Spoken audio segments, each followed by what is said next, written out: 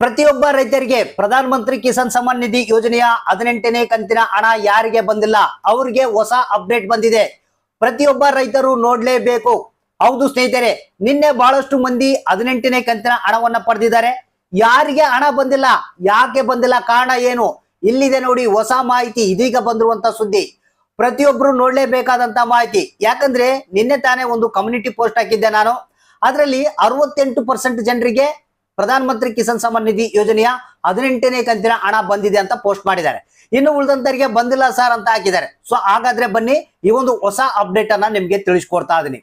ಯಾಕಂದ್ರೆ ನಿಮ್ಗೆ ಹಣ ಬರುತ್ತಾ ಇಲ್ಲ, ಒಂದ್ ವೇಳೆ ಬರೋದಾದ್ರೆ ಯಾವಾಗ ಬರುತ್ತೆ, ಯಾಕೆ ನಮಗೆ ನಿನ್ನೆ ಬರ್ಲಿಲ್ಲ, ಇದ್ರ ಬಗ್ಗೆ ಹೆಚ್ಚಿನ ಒಂದು ಮಾಹಿತಿಯನ್ನ ನಿಮಗೆ ತಿಳಿಸ್ಕೊಡ್ತಾ ಇದೀನಿ.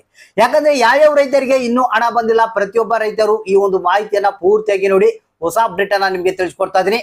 ಜೊತೆಗೆ ಆದಷ್ಟು ಮಂದಿ ರೈತರಿಗೆ ಯಾರ್ಯಾರಿಗೆ ಹಣ ಬಂದಿಲ್ಲ ಅವರೆಲ್ಲರಿಗೂ ಈ ಒಂದು ಮಾಹಿತಿಯನ್ನ ಕೂಡಲೇ ಶೇರ್ ಮಾಡಿ. ಬನ್ನಿ ಹೊಸ ಅಪ್ಡೇಟ್ ಅನ್ನ ನೋಡೋಣ.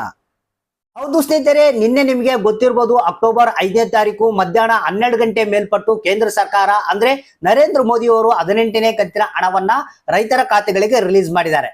ಸ್ನೇಹಿತರೆ, ಇಲ್ಲಿ ಬಹಳಷ್ಟು ಮಂದಿ ಏನಪ್ಪಾ ಅಂತಂದ್ರೆ ಕೆಲವರು ಮಾತ್ರ ಹಣ ಬಂದಿದೆ ಅಂತ ಕಮೆಂಟ್ ಮಾಡಿದ್ದಾರೆ, ಇನ್ನು ಕೆಲವರು ಹಣ ಬಂದಿಲ್ಲ ಅಂತ ಕಮೆಂಟ್ ಮಾಡಿದ್ದಾರೆ. ಸೊ ಇಲ್ಲಿ ಹಣ ಯಾಕೆ ಬಂದಿಲ್ಲ ಅನ್ನೋದ್ರ ಬಗ್ಗೆ ಮಾಹಿತಿಯನ್ನು ಕೊಟ್ಬಿಡ್ತೀನಿ. ನಮಗೆ ಮಾಧ್ಯಮಗಳ ವರದಿ ಪ್ರಕಾರ ತಿಳಿದು ಬಂದಿರುವಂತ ಮಾಹಿತಿ ಇದು. ಸ್ನೇಹಿತರೆ, ಇಲ್ಲಿ ಮೊದಲನೇ ಒಂದು ಕಾರಣ ಏನಪ್ಪಾ, ಯಾಕೆ ಕೆಲವ್ರಿಗೆ ಇನ್ನೂ ಹಣ ಬಂದಿಲ್ಲ ಅನ್ನೋದನ್ನ ತಿಳಿಸ್ಕೊಡ್ತೀನಿ. ಸ್ನೇಹಿತರೆ, ಇಲ್ಲಿ ನಿಮ್ಗೆ ನಿನ್ನೆ ಗೊತ್ತಿರ್ಬೋದು, ಸಾಟರ್ಡೆ ಇತ್ತು, ಇವತ್ತು ಸಂಡೇ ಇದೆ. ಸೊ ಕೆಲವು ಜನಗಳಿಗೆ ನಿನ್ನೆ ಬಂದಿದೆ ಬ್ಯಾಂಕಿಂಗ್ ಅವರ್ಸ್ ನಲ್ಲಿ. ಕೆಲವೊಬ್ಬರಿಗೆ ಏನು ಇವತ್ತು ಹಾಲಿಡೇ ಇರೋದ್ರಿಂದ ಮೇ ಬಿ ನಿಮಗೆ ಮಂಡೇ ಅಂದ್ರೆ ನಾಳೆ ಏನಿದೆ ನಿಮ್ಮ ಖಾತೆಗಳಿಗೆ ಜಮಾ ಆಗುವಂತ ಸಾಧ್ಯತೆ ಇದೆ. ಯಾಕಂದ್ರೆ ಕೆಲವರಿಗೆ ಅಟ್ ಎ ಟೈಮ್ಗೆ ಅಲ್ಲಿ ಹಣ ರಿಲೀಸ್ ಮಾಡಿದ ತಕ್ಷಣ ಇಲ್ಲಿ ಬಂದಿರುತ್ತೆ, ಕೆಲವರಿಗೆ ಒಂದಿನ ಅಥವಾ 2 ದಿನ ಬಿಟ್ಟು ರಿಫ್ಲೆಕ್ಟ್ ಆಗುತ್ತೆ, ಈ ರೀತಿಯಾಗಿ ಇರುತ್ತೆ. ಸೊ ಅದಕ್ಕಾಗಿ ನಾಳೆ ಒಂದಿನ ನೀವು ವೇಟ್ ಮಾಡಿ, ಇದು ಒಂದು ಕಾರಣ ಇರುತ್ತೆ ನಿಮಗೆ. ಸೊ ಎರಡನೇ ಕಾರಣ ಏನಪ್ಪಾ ಅಂತಂದ್ರೆ ನಿಮ್ಗೆ ಇಲ್ಲಿ ಏನಪ್ಪಾ ಅಂತಂದ್ರೆ ಇನ್ನೊಂದು ಏನಪ್ಪಾ ಅಂತಂದ್ರೆ ಯಾರಾದ್ರೂ ಈ KYC ಯನ್ನ ಮಾಡಿಲ್ಲ ಅಂದ್ರೆ, ಅದು ಏನಾದ್ರು ಈ KYC ಪೆಂಡಿಂಗ್ ಇತ್ತಪ್ಪ ಅಂತಂದ್ರೆ ಸೊ ಅಂತವ್ರಿಗೆ ಹಣ ಬಂದಿರೋದಿಲ್ಲ. ಸೊ ಕೂಡಲೇ ನೀವೇನ್ ಮಾಡ್ಬೇಕು, ಈ ಒಂದು pm-kisan.government.in ಅಂತ ಒಂದು ವೆಬ್ಸೈಟ್ ಇದೆ, ಆ ಒಂದು ಅಫಿಷಿಯಲ್ ವೆಬ್ಸೈಟ್, ಆ ವೆಬ್ಸೈಟ್ಗೆ ಹೋಗಿ ಈ KYC ಯನ್ನ ನೀವೇ ಮಾಡ್ಕೊಳ್ಬಹುದು. ಇಲ್ಲಪ್ಪ ಅಂತಂದ್ರೆ ಹತ್ತಿರದ ಒಂದು ಕರ್ನಾಟಕ 1, ಬೆಂಗಳೂರು 1, ಗ್ರಾಮ 1 CSC ಸೆಂಟರ್ಗಳಲ್ಲಿ ಹೋಗಿ ನಾವು ಹಿಂಗ ಪ್ರಧಾನ ಮಂತ್ರಿ ಕಿಸಾನ್ ಸಮ್ಮಾನ್ ನಿಧಿ ಯೋಜನೆಯ ಈ KYC ಯನ್ನ ಮಾಡ್ಬೇಕಂತ ಹೇಳಿದ್ರೆ ಅವರು ಮಾಡಿಕೊಡ್ತಾರೆ. ಸೊ ಇಲ್ಲಾಂದ್ರೆ ಹತ್ತಿರದ ನಿಮ್ಮ ಒಂದು ಕೃಷಿ ಕೇಂದ್ರ ಏನಿರುತ್ತೆ ಅಲ್ಲಿ ಕೂಡ ಈ KYC ಯನ್ನ ಮಾಡಿಕೊಡ್ತಾರೆ, ಅಲ್ಲಿ ಹೋಗಿ ನೀವು ಮಾಡಿಸ್ಕೊಂಡ್ರೆ ನಿಮಗೆ ಈ ಒಂದು ಹಣ ಬರುತ್ತೆ.